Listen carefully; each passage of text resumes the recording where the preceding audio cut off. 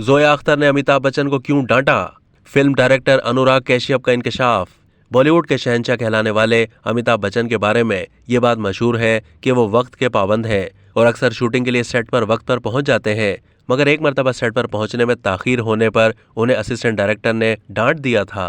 इस बात का इंकशाफ मारूफ डायरेक्टर अनुराग कश्यप ने एक इंटरव्यू में किया। उनका कहना था कि ये वाकया फिल्म लक्ष्या की शूटिंग के दौरान पेश आया था। साल 2004 में रिलीज होने वाली फिल्म लक्ष्या में अमिताभ बच्चन, ऋतिक रोशन, प्रीति जिंटा ने अहम किरदार निभाए थे।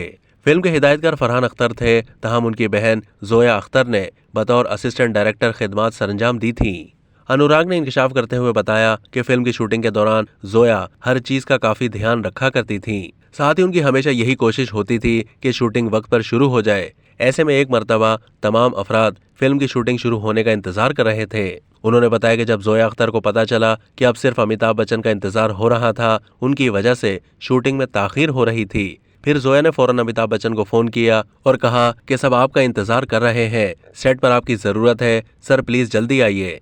अनुराग के मुताबिक जोया ने अमिताभ बच्चन को ये बात यूनिट के सामने कही थी। अब तक के लिए इतना ही। मजीद मालूमात के लिए डेली जंग के यूट्यूब चैनल को सब्सक्राइब कीजिए।